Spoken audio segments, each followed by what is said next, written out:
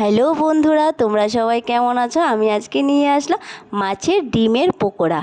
তার জন্য আমি এখানে কিছুটা পরিমাণ মাছের ডিম আর পেঁয়াজ কুচি দিয়ে দিলাম।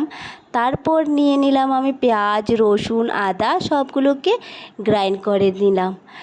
তারপর দিয়ে দিলাম ধনেপাতা ও লঙ্কা কুচি। এবার দিয়ে দেব চালের গুঁড়ো, বেসন, এগুলি সবগুলো পরিমাণ মতো দিতে হবে। তারপরে আমি নিয়ে নিলাম পরিমাণ মতো লবণ যা যা স্বাদ অনুযায়ী নিতে হবে। লবণ নিলাম, কিছুটা পরিমাণ দিয়ে দিলাম চিনি। তারপর আমি হলুদের গুঁড়ো দিলাম, কিছুটা পরিমাণ লঙ্কার গুঁড়ো দিলাম। লঙ্কার গুঁড়ো তোমার ঝাল, যার যার ঝালের পরিমাণ। আমার এই বড়াগুলি না একটু ঝাল খেতে ভালো লাগে। তারপরে এগুলি সবগুলোকে মিক্স করে এবার আমি গরম তেলের মধ্যে দিয়ে দিলাম। আগুনটা যেন বেশি আঁচে না থাকে, মিডিয়াম আঁচে থাকে, না হলে ভেতরটা হবে না। এই নাও বানিয়ে নিলাম আমি মচমচে মাছের ডিমের পকোড়া।